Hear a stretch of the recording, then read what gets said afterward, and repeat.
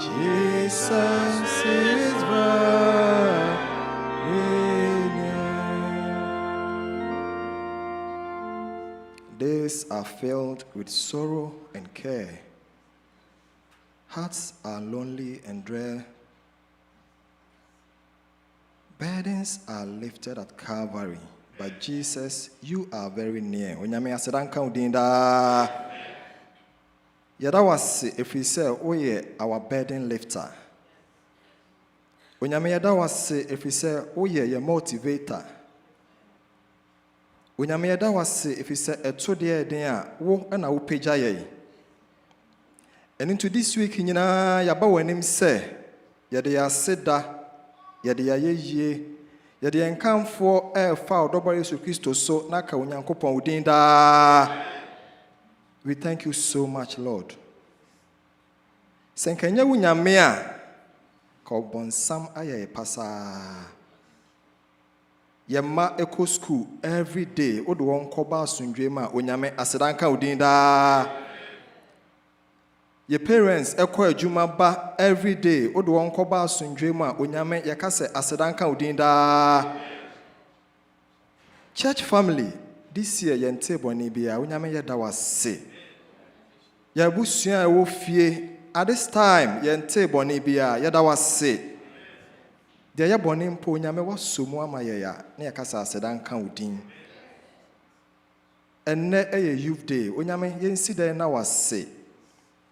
Udi feel you for my yada was sisron ko nyame. Etoda na ye challenging and so by your grace okay ye ho. Yada was say for the lives of our youth members. Yada was say.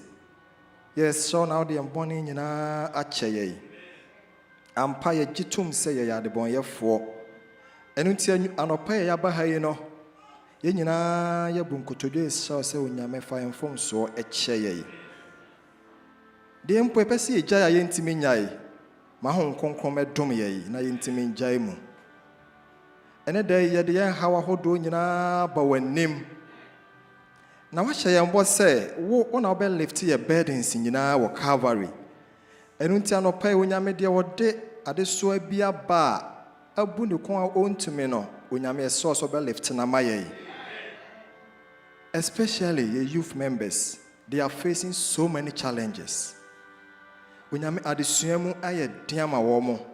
Etoda financial issues aye diama parents. Then so by your grace inti obe lift sane mani nyina free ho. Unyame anopa ye so self te maye da. Koswa shira ye. There wodi immigration sema ba. Dode yare sema ba. Dode awo sema ba. Dode aware sema ba. Any all kinds of problems are a dear banana payno. Yaba utron has say unyame, Babel left him maye. And in see Ujidi saw by Yamaye. It was sumi ba animo, yes, so a free jump to yabeto, Yama, children, Jumade obedie. Maybe be a ben a habia no money show din concoin munyam. The abeya, I bet you so far sword when Yame source from so chaye. Especially you didn't say about when name. When you wa pejano say omra medi enim na one o man kasa. Into this time you didn't heart about when name. At this time you didn't mind about when name. At this time you didn't whole body about when name. Said they were planning out their man say on fama fili asafo neno. Ma nyina yenya so mako. Na at the end of the day yebeka se unyame ona waye. Aseda enka udin ayeye enka udin entontom enka udin se wetie ye mpai bo ye bisa we ene adom pii ewo Yesu Kristo udin mu amen.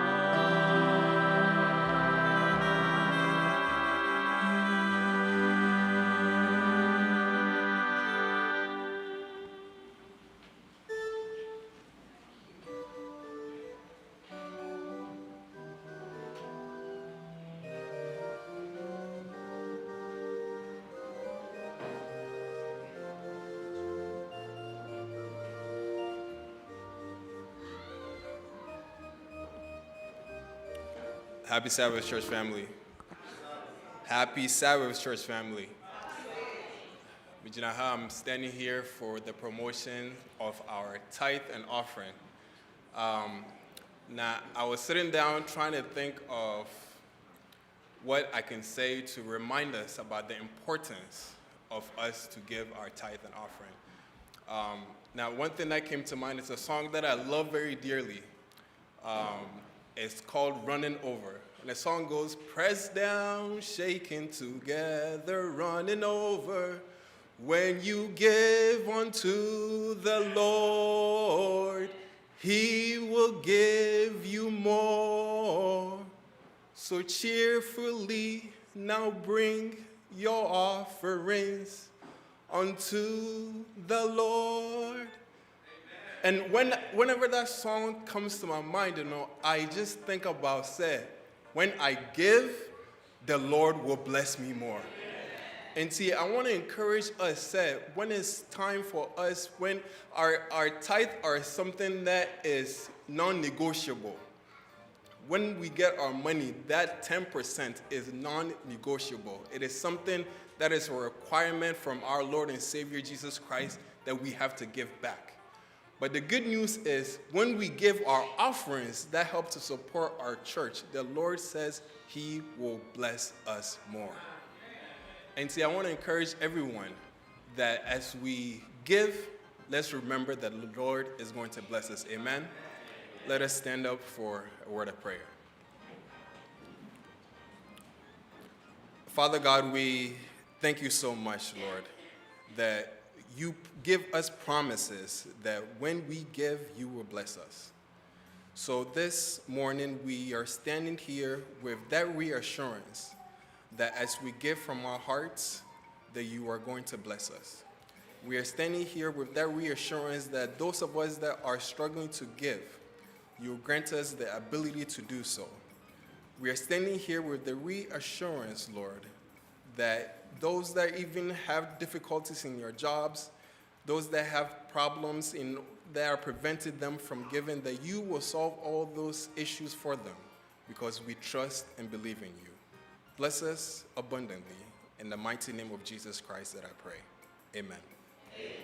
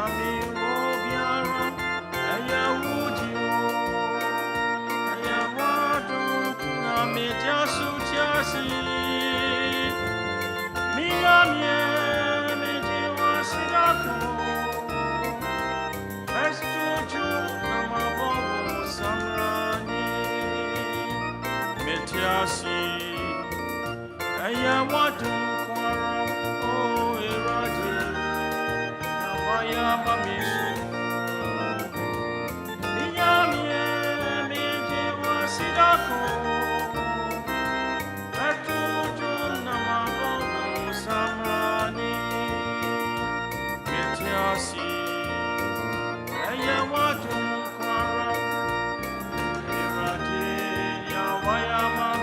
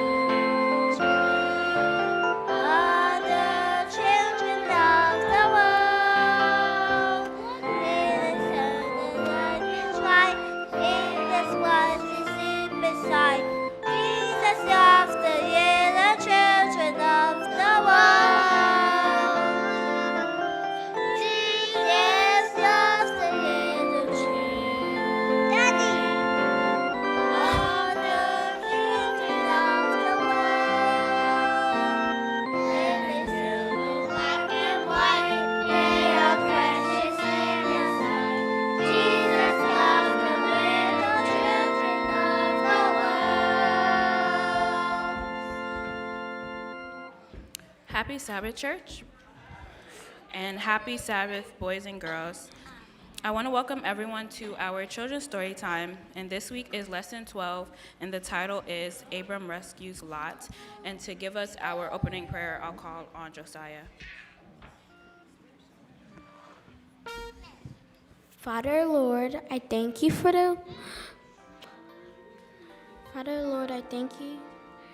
giving us the glory to come to church. Bless us everywhere we go. In Jesus' name I pray, amen. Amen. This week's memory verse is taken from Galatians chapter 6, verse 9, and it says, "And let us not grow weary while doing good, for in due season we shall reap if we do not lose heart." Amen. Our message is, God can help me make wise choices that are a blessing to others. Amen. And the special song we will be singing is Nyame Nawaka. Amen.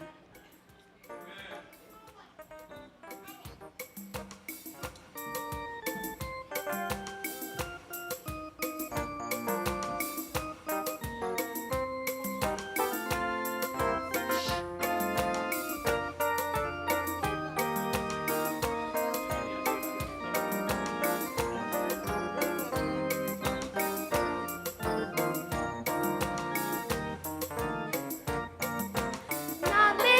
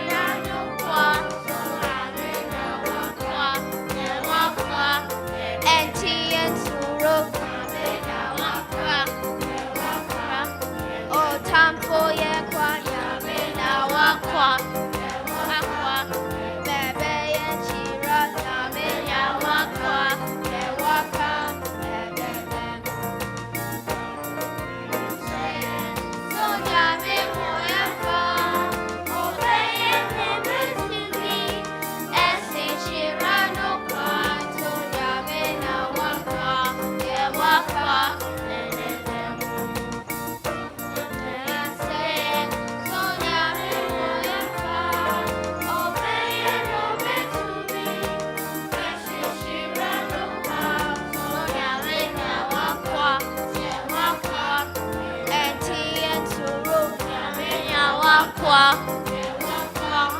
Otamfo yenkwa. Kwa. Ebe yenshira. Kwa. Kwa.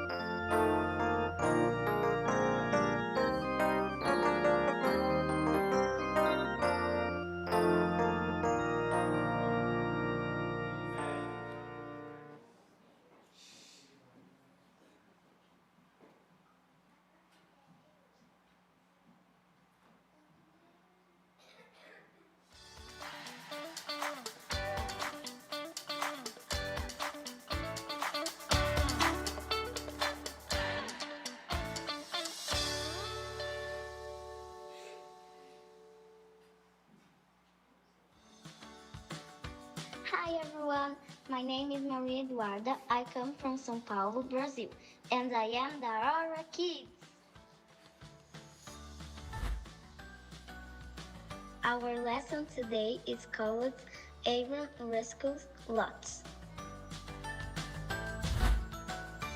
The memory verse comes from the book of Galatians, chapter 6, verse 9, and it says, "And let us not grow weary while doing good, for in due season we shall reap if we do not lose heart." The word of the week is wise, which means being able to make good choice based on experience and knowing what is true and right. This week's lesson is based on the book of Genesis, chapter 14. The main idea of this lesson is God can help me make wise choices that are blessing to others. So are you ready to learn? Get set, cause the lesson is about to begin. Abram and his household loved God and lived peacefully up in the hills. Meanwhile, Lot pitched his tents near Sodom. He became dazzled by the sinful city and the wicked people who lived there. He soon said to himself, Sodom would be an exciting place to live. The people aren't as wicked as they seem. We won't worship idols. In the end, Lot made an unwise choice to move right into wicked Sodom. Then one day trumpets of war blasted their message through Sodom.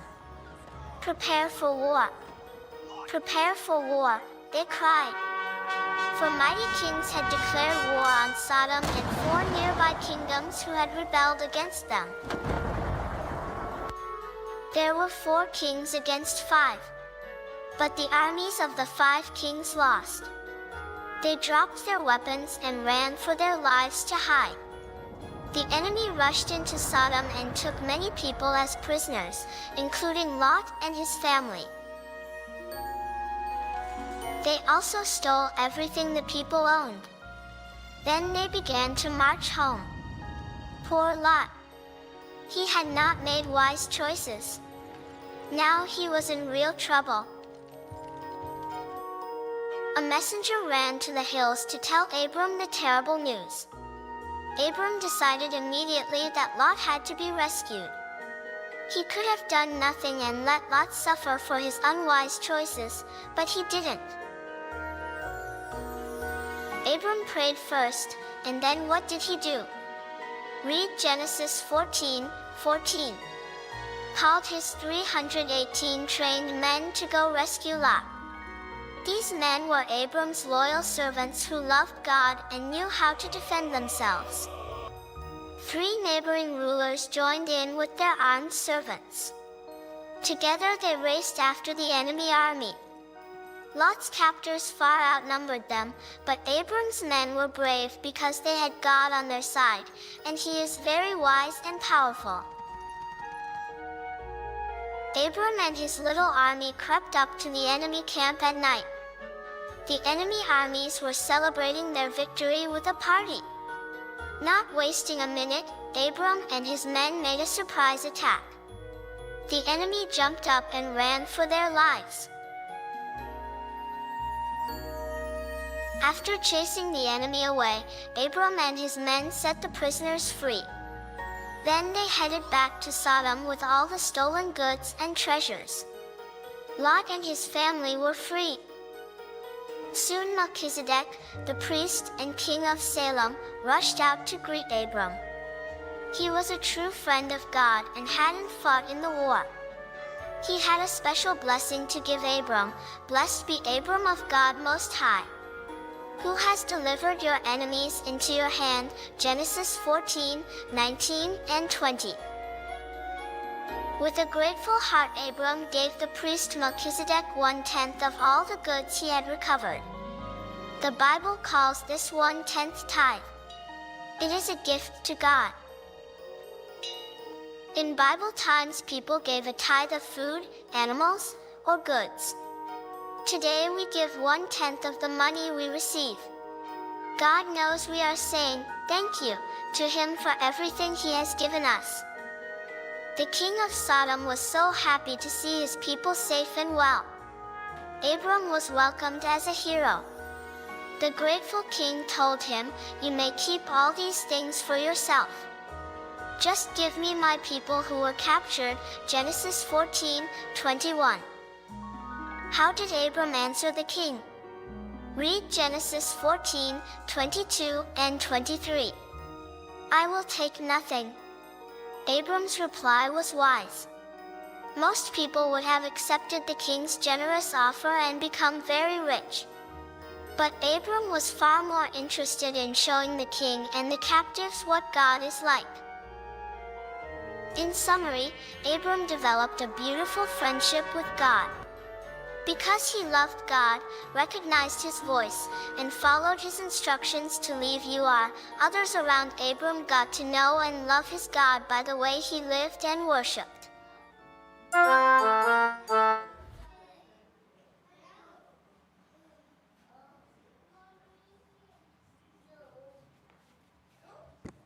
Amen. And to give us our closing prayer, I'll call on Gabe.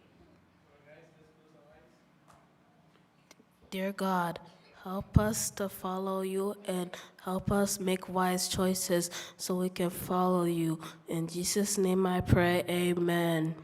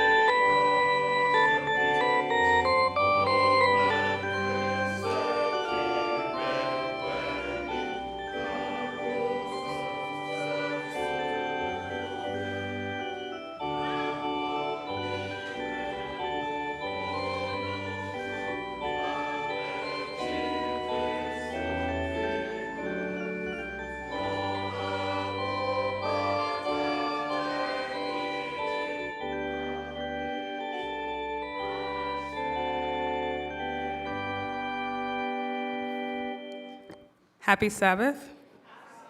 Happy Sabbath. May we all rise for our scripture reading.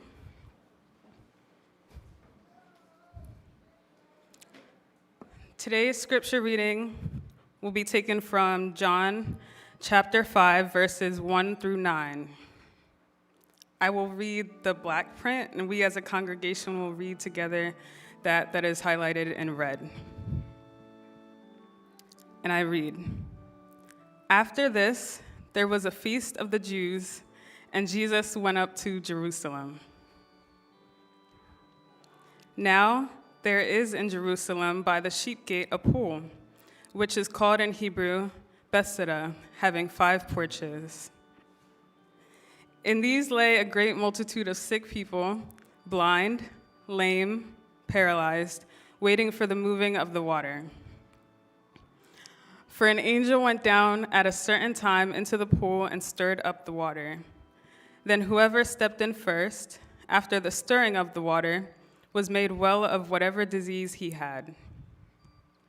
Now a certain man was there who had an infirmity 38 years. When Jesus saw him laying there and knew that he already had been in that condition a long time, he said to him, "Do you want to be made well?" The sick man answered him, "Sir, I have no man to put me into the pool when the water is stirred up, but while I am coming, another steps down before me." Jesus said to him, "Rise, take up your bed, and walk." And immediately the man was made well, took up his bed, and walked. And that day was the Sabbath. Amen.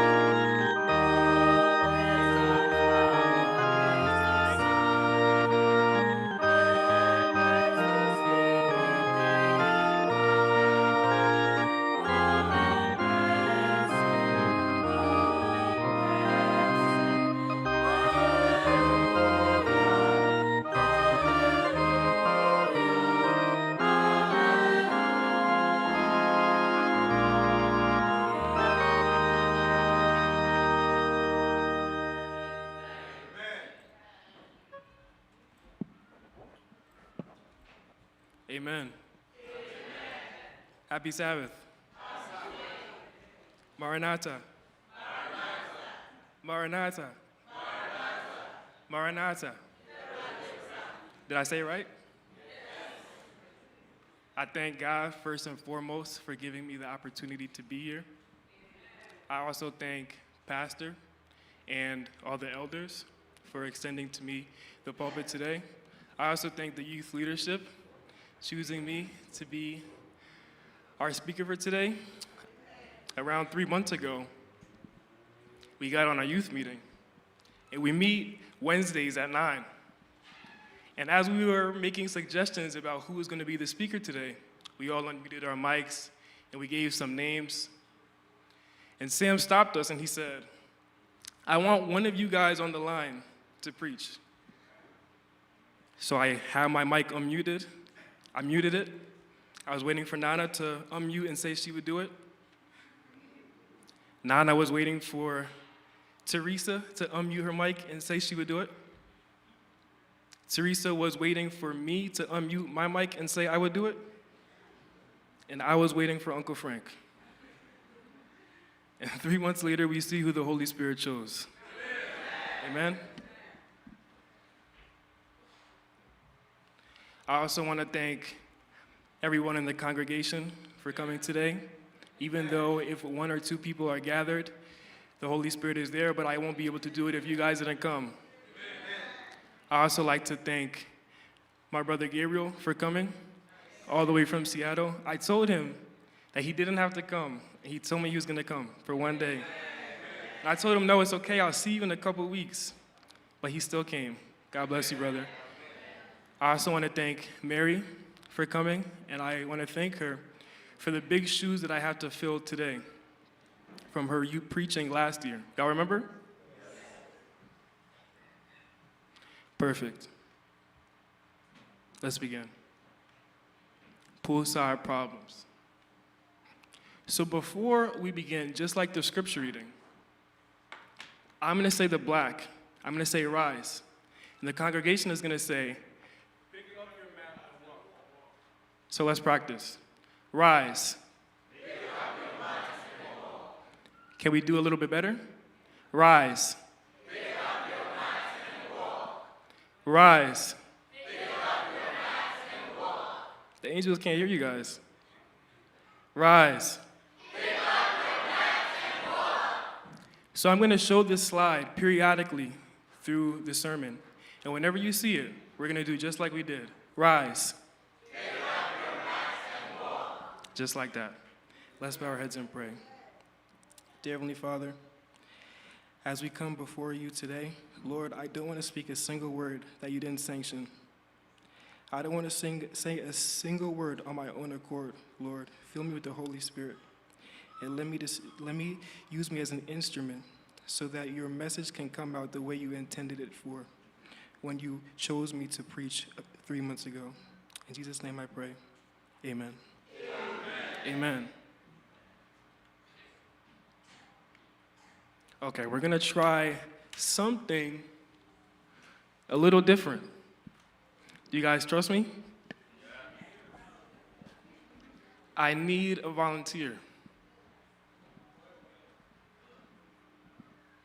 I'll come back.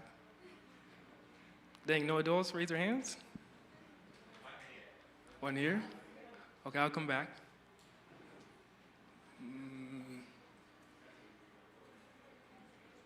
Simo. Okay,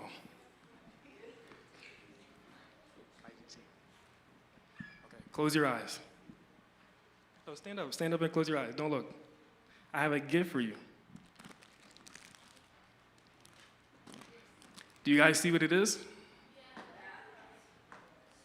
Okay, open your eyes. This is your gift. No, put it on. You can keep it.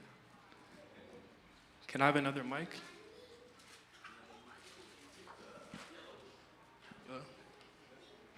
I'll go get it.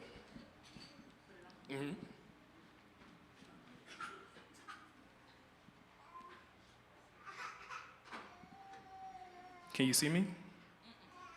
Can you guys see her? Okay, I'm gonna lead you.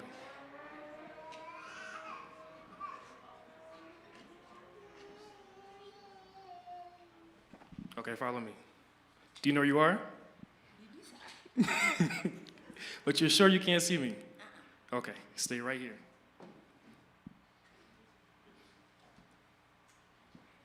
Can I have another volunteer?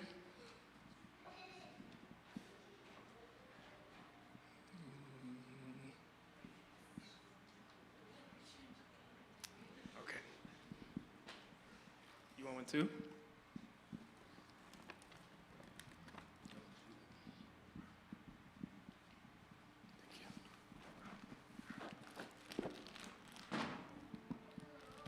Gigi, you hold this one.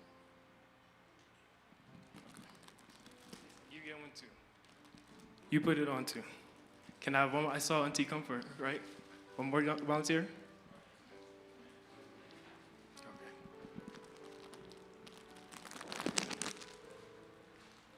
Here's yours, Auntie. Purple, you want this one instead? Okay.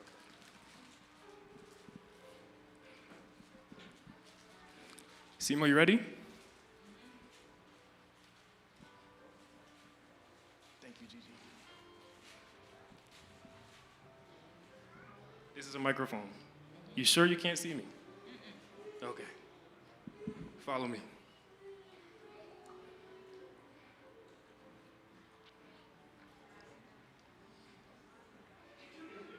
Auntie, can you see? Are you sure?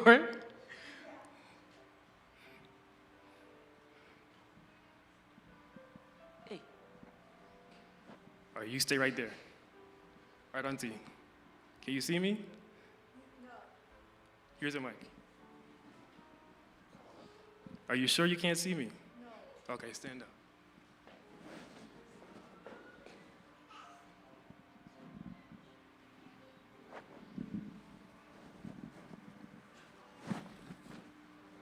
Okay, Auntie, follow me.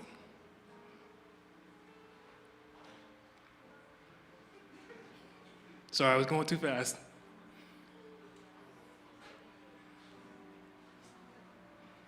All right, stay right here. I'll be right back. And our last volunteer. We already have one. Here's the mic. Can you see me? No. Are you sure? Yes. Okay. How do you know where to go if you can't see me? Yes. How do you know where to go if you can't see me? Are you sure? Yes. Okay.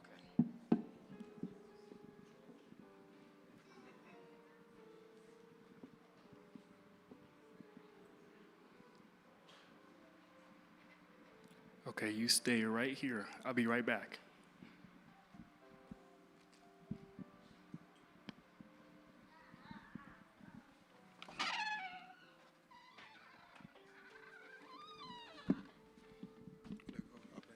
You sure? I want to set it up too.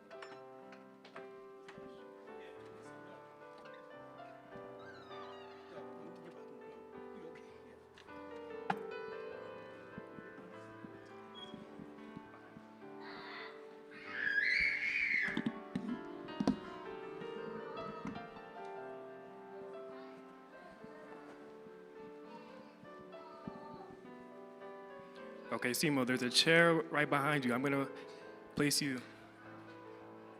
Go ahead. I won't let you fall. I know you're pregnant. What's your name? Josiah. Josiah. There's a chair right behind you.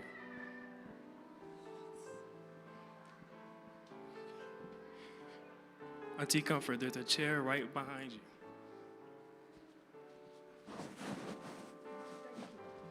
Thank you.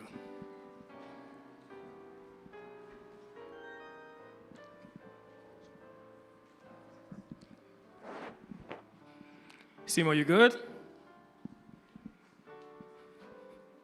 Oh, yeah. Are you sure? Yeah. Okay. I'm somewhere in this sanctuary.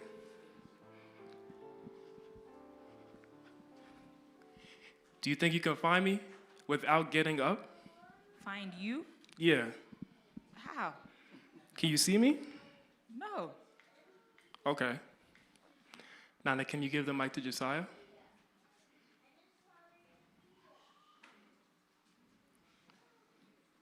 Hey, Josiah. What? Are you good? Yes. Are you comfortable? Can you see me? No. No? Are you sure? Yes. Okay, I want you to take off your blindfold, but don't say where you are. All right, now look around. Can you see me? Yes. Okay, but don't get up. Is it possible for you to meet me? Huh? You said no? What did you say again? Can you meet me without getting up? No. No, right? Yeah. But you can see me. Yeah. Okay. Nana, can you give the mic to Auntie Comfort?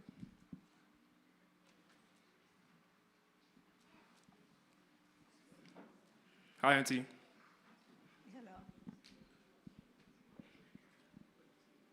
Hey, Auntie. Hello. Are you okay? Are you comfortable? Yeah. Can you see me? No. But you can hear me. Yes. Okay, Auntie, take off your blindfold. Now look around. Can you see me? Yes. Okay, Auntie, now I want you to get up and meet me. Is it possible? You want me to? To meet me. You can get up. Oh.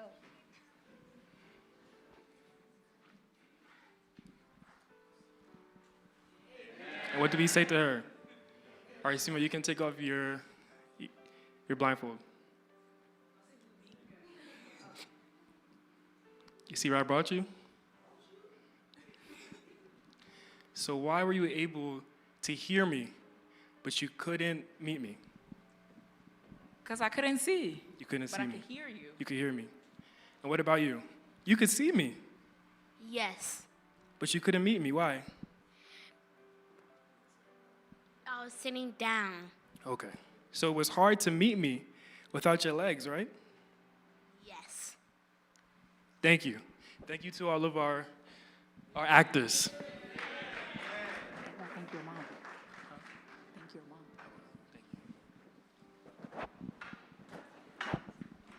We're going to come back to that demonstration. Just bear with me.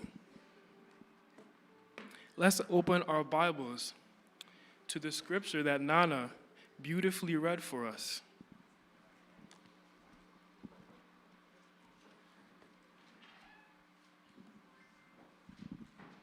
Can you guys go back to the slides, please? Perfect.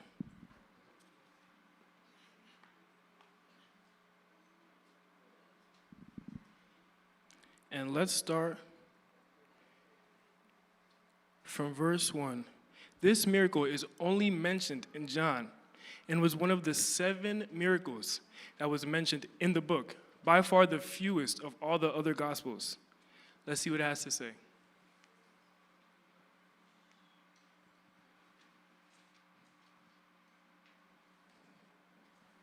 Okay.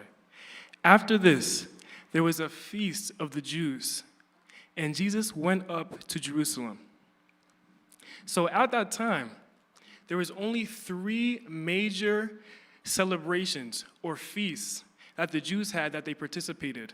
One was Passover, the second one was Pentecost, and the other was the Feast of the Tabernacle.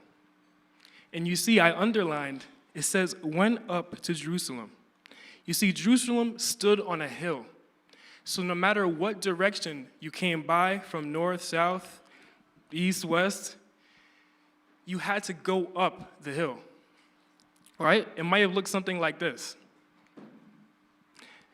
So imagine that the sanctuary is raised up on a hill. No matter what direction you come up, you have to come up of it. You have to walk up the hill. All right, let's move on. Rise. That wasn't as loud as the first time. Rise. Rise. Okay, now let's move on to verse 2. Now there is in Jerusalem by the sheep gate a pool, which called in Hebrew Bethesda, having 5 porches. So when I was doing my research, I realized in ancient Hebrew, the name Bethesda meant house of mercy. So keep that in your mind. And this pool had 5 porches, so poolsides. So imagine that the 3 chairs that we saw here were poolsides, somewhere that someone could sit along the pool. But instead of 3, like we had in the sanctuary, there was 5. Let's move on to verse 3. Oh, so this is a picture of Bethesda in ancient Hebrew times. If you go there, if you go to Jerusalem right now, you can visit this pool, and this is what it looks like. Verse 3, in these lay a great multitude of sick people, blind, lame, paralyzed, waiting for the moving of the water. So a great multitude meaning a lot of people, hundreds and hundreds of people. And like we just discussed, there is a feast. So on top of the large amount of people that were at this poolside on the porches, you have to imagine that there's also visitors coming. They're all coming up to Jerusalem. And at the north gate, if you come through the north gate and you see this huge pool and people waiting, what might some people do? They might wait too. And at this poolside, there's sick people. There's paralyzed people. There's lame people. So as you might see coming as a visitor, if my arm hurt a little bit, and I see all these sick people, and I ask them, hey, like, what are you waiting for? And they tell me there's healing at this pool, naturally, I'm gonna stay too. All right, am I talking too fast? Yes? Good. So naturally, if my arm hurt a little bit, I'm gonna stay too for the healing. If my back hurt, I know a lot of our backs hurt. If my back hurt a little bit, I'm gonna stay at this pool. If I'm clipping my nails and I clip it too far, that's annoying to me. I'm gonna stay at this pool, because why not? What do I lose? The feast is later on. So why don't I just stay a little bit longer and see if I can get healed? Let's move on to verse 4. Rise. Pick up your mat and walk. Rise. Pick up your mat and walk. Rise. Pick up your mat and walk. Verse 4 says, for an angel went down at a certain time into the pool, stirred up the water. Then whoever stepped in first, after the stirring of the water, was made well of whatever disease he had. Amen. Simple, right? If I stay at this poolside, all I have to do is get in first when the water is being stirred. Easy, simple enough. But what if I'm Simo? What if I can't see? And I can't get up, and my legs don't work? It wouldn't be so simple for me. If I was blind, if I was paralyzed, if I was lame, if I wasn't that fast, wasn't that athletic? What if my back hurt, and it hurt so bad that I can't stand, but I can see? I can see the pool being stirred, but I can't go in. If you have any other Bible that's not New King James Version, you're going to see that your Bible goes from verse 3 to verse 5. There's no verse 4. There's only verse 4 in New King James Version, because some question the validity of this verse.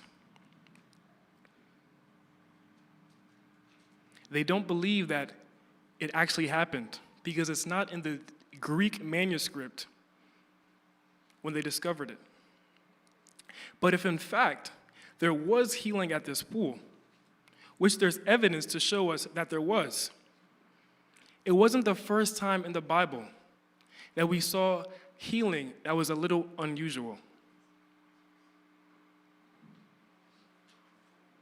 It wasn't the first time in the Bible we saw healing that was a little unusual. It was unusual when Naaman was dipped 7 times in the Jordan River. It was unusual when the woman who dealt with the problem of blood for 12 years touched the hem of Jesus and was healed.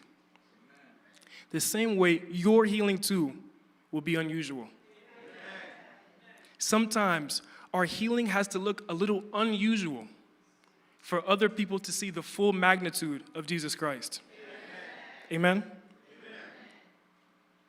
And just because there was healing at this specific pool, at this specific time, it doesn't mean that if you go somewhere else in Jerusalem, you just have to get in the pool and there'll be healing. It didn't work like that. So like we already established, it was simple.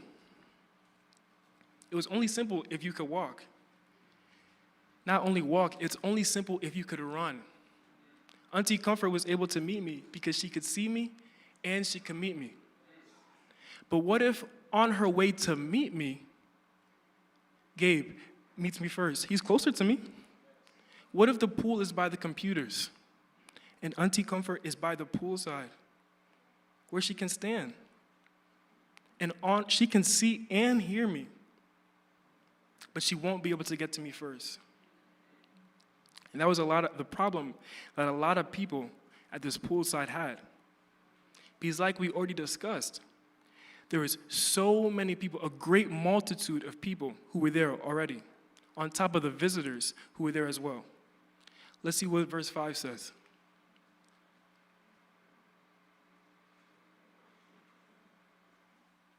Now, a certain man who was there had an infirmity, a sickness, is what that word means, had an infirmity 38 years. When Jesus saw him lying there and knew he already had been there, in that condition a long time, he said to him, "Do you want to be made well?" The sick man answered him, "Sir, I have no one to put me into the pool when the water is stirred up. But while I am coming, another steps down before me." This man just described the phenomenon that I showed you guys by our demonstration. 38 years. 38 years this man stood at the poolside. It doesn't say he was 38 years old. It says he had an infirmity, a sickness, at the pool of mercy. Don't forget that. At the pool of mercy, 38 years. Did he have a family? Did he have a wife? Did he have kids? Did he have friends? We already know by the scripture that he couldn't get up himself. Was there an accident? There must have been. Was he born this way and it got worse? 38 years he stood by the poolside. And maybe he was married at one time, or he had kids at one time. But as you know, sickness, compounded by time, may strain relationships.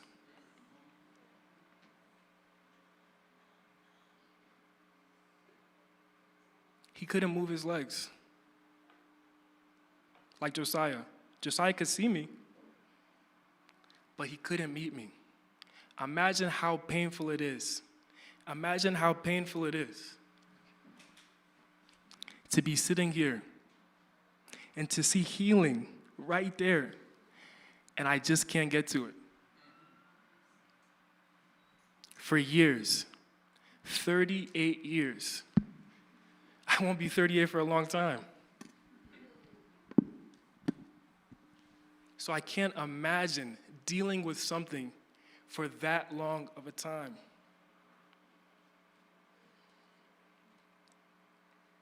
"38 years. I want to really stress on that. Maybe the first year he was blinded. Maybe when he first became blinded, he was like, you know what? It'll be okay. I'll go to this pool that has healing. Someone will help me. I'm sure they'll have mercy. I mean, I'm an old man. It'll be okay." 1 year goes by. 2 years go by. 5 years go by. He still may have hope because he can see it. He can hear it. He's heard it. People are passing by, coming to this pool. Maybe he has faith. 10 years go by. 15 years go by. 20 years go by. And maybe at this point, he still has faith because he can feel it. He can hear it. 25 years go by.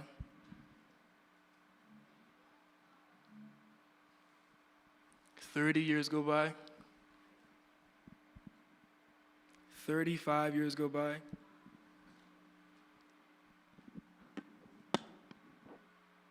38 years go by, and he's dealing with trauma. And after a while, when you've dealt with trauma so long, you live in it. It becomes a part of your identity. It becomes who you are.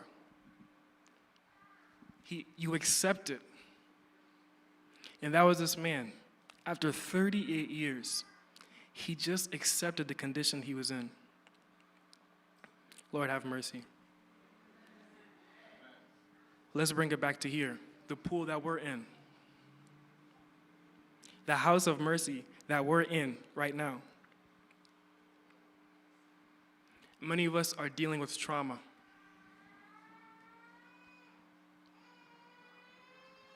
Sickness. Infirmity. Like I said, back pain. Our eyes, and we need glasses, we need new glasses. Insurance. Money.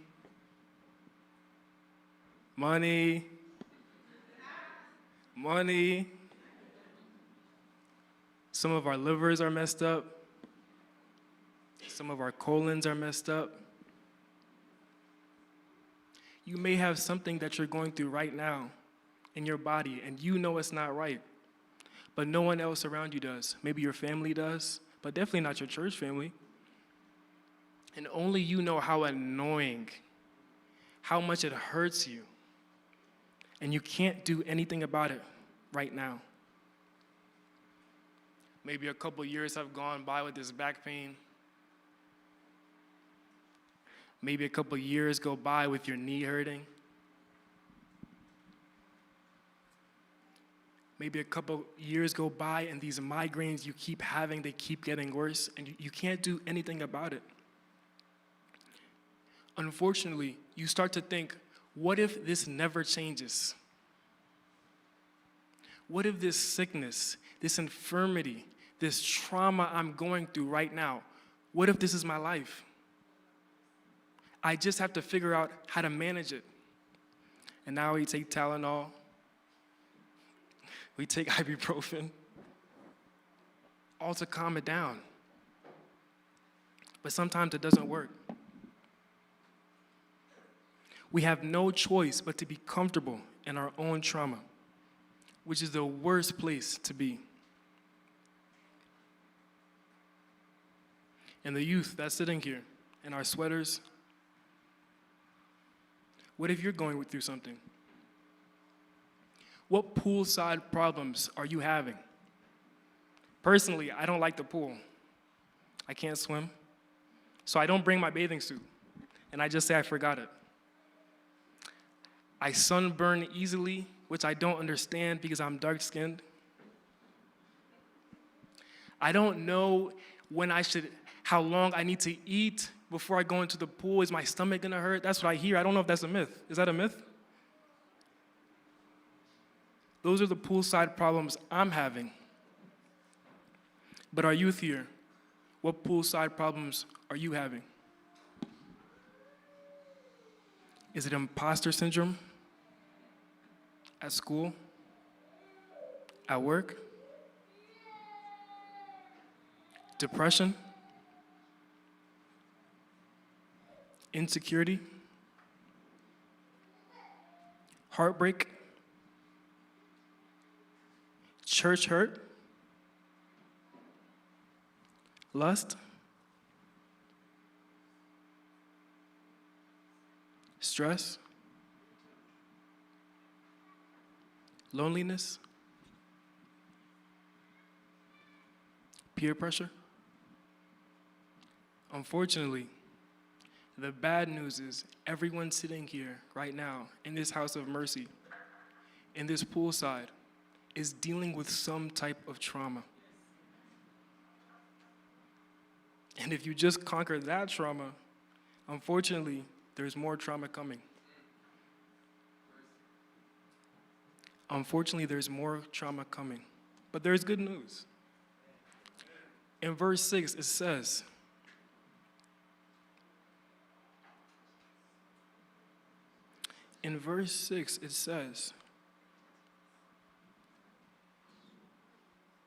when Jesus saw him lying there and knew he had already been in that condition a long time, he said to him, do you want to be made well? Verse 6 says, Jesus saw him, not the man saw Jesus. Amen? Amen? Jesus saw him, not the man saw Jesus. Through the great multitude of people, through all the people in the church right now, Jesus sees you. Amen.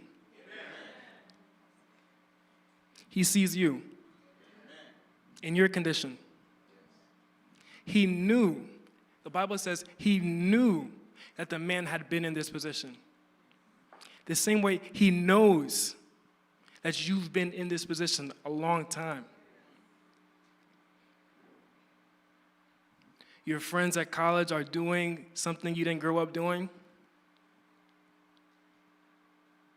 and you don't know how to tell them you don't want to. It'll be okay. I'm by myself. I'm in college. This is just what happens in college. This is normal, but it's not normal. The pain that we're struggling with in our lives, in our relationships, in our friendships, in our marriages. We think that no one knows what we're dealing with, or how long we've been dealing with it.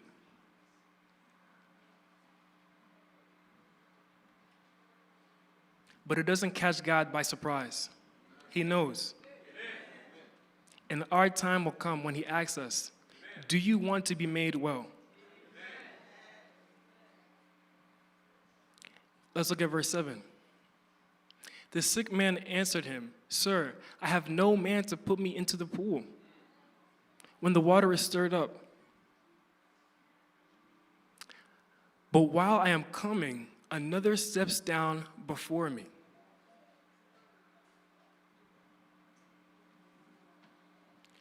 But while I am coming, another steps down before me. But while I am coming down, another steps down before me.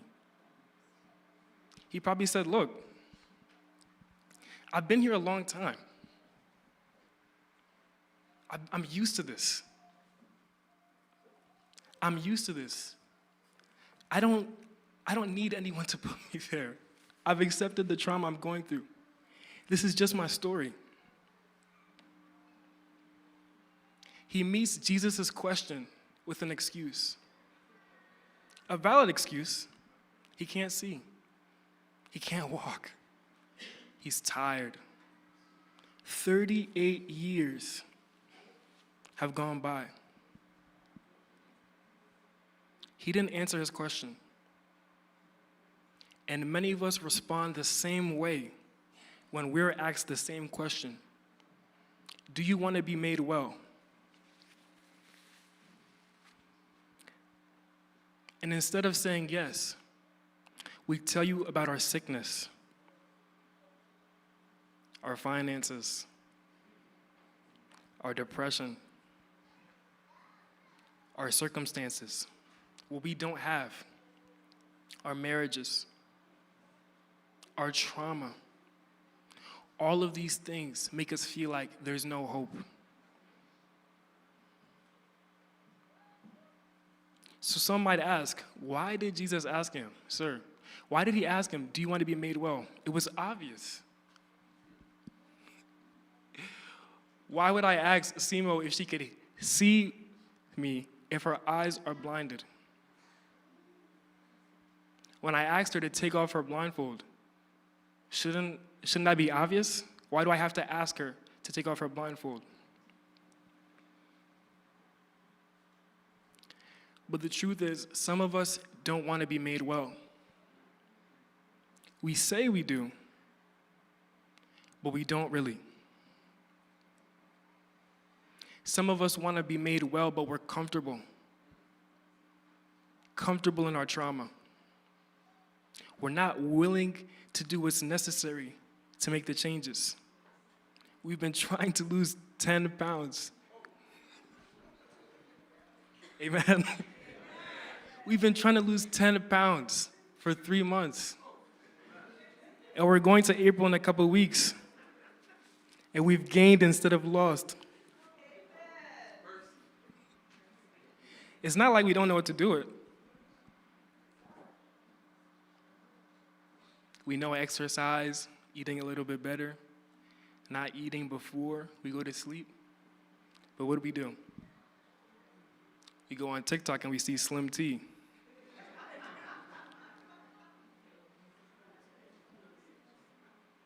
I don't even know what they're called, but the little bands that we put on our stomach.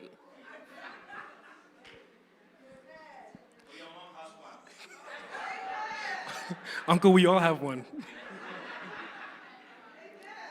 And we think that's what's gonna help us, make us lose weight. But it's not. We already know what we need to do. But it's easier to be complacent. Easier to stay the same. We say we want to grow spiritually, which means read my Bible, pray every day, but we don't do that. Or not consistently. I don't do that. Consistently. Unfortunately, I let my trauma get in the way of my relationship with God. I let school, I let insecurity, imposter syndrome, all these different thoughts that I internalize, and I say, I don't know if I can do this. But I can't call my mom and tell her that I'm coming back home. I'm leaving school. So I internalize it, afraid to ask for help. We know what we need to do, but we won't do it. Don't enjoy being sick. I know it's not easy. And I don't know what you're going through. I have no context on your situation. I'm a youth. You're an adult. You know better. I believe you. But I'm here to encourage you. It can be okay. It's easier said than done. But it doesn't mean that it's impossible. It doesn't mean that it's impossible. Let's move on to verse 8. And Jesus said to him, "Rise. Rise. Rise. Rise." Here, we see that Jesus commands him to take action, to take his mat, his whole livelihood. Mind you, he's been there 38 years. He can't see. The mat is all he had. It was his whole life. And Jesus called him to take up his life, pick it up, get up, and walk. He tells him it's time to be different. It's time to be different. It's go time. His life would change, but he had to be willing to accept it and embrace it. Yes, Jesus healed his sickness, but he had to take action. And Jesus will heal you too. You just have to take action. You have to take a step forward, because you'll never know when it'll be your day by the poolside. That Jesus will come, meet you, and tell you it's your time. It's time to take action, like one of the themes for Youth Day. A time of communion. It's time to connect with Jesus. Our trauma, our sickness, our back pain, the 10 stubborn pounds of fat you can't lose, it won't heal itself. You can only avoid it for so long. You can't have victory. You can't be a victim and have victory. At some point, you're going to have to deal with your trauma. At some point, you're going to have to do something about it. Auntie Comfort, can I have the... I'll give it back, I promise. Thank you.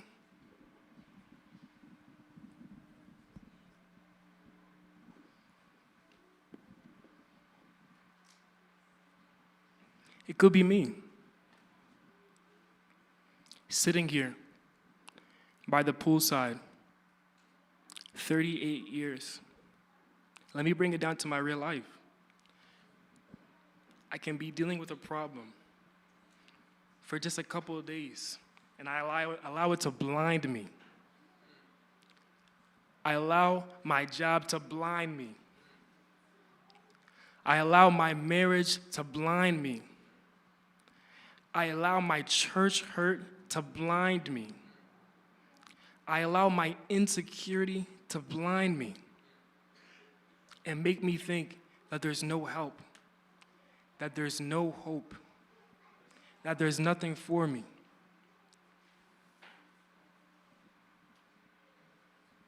Let alone the physical. My physical pain, my physical trauma. It makes me think that it can't be okay. But if I leave here today, if you didn't hear anything, whatever you're going through today, it can still be okay. It can still be made right. As long as we rise. Amen.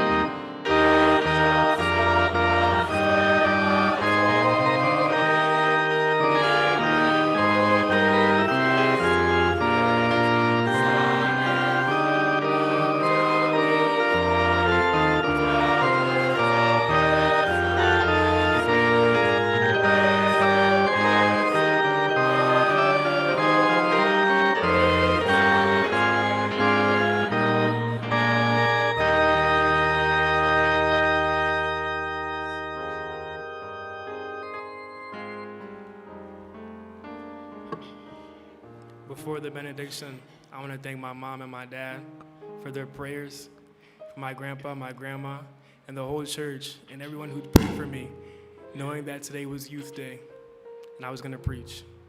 Amen. Sam, can you give the benediction?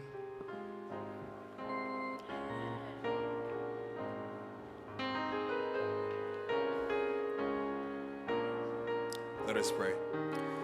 Father God, we continue to thank you, Lord, for using your Son to remind us to rise and pick up our mats and walk.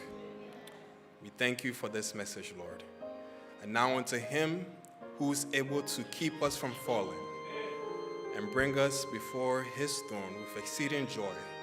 So our only wise God, our kin, be glory and honor, dominion and power, both now and forevermore. Amen. Amen.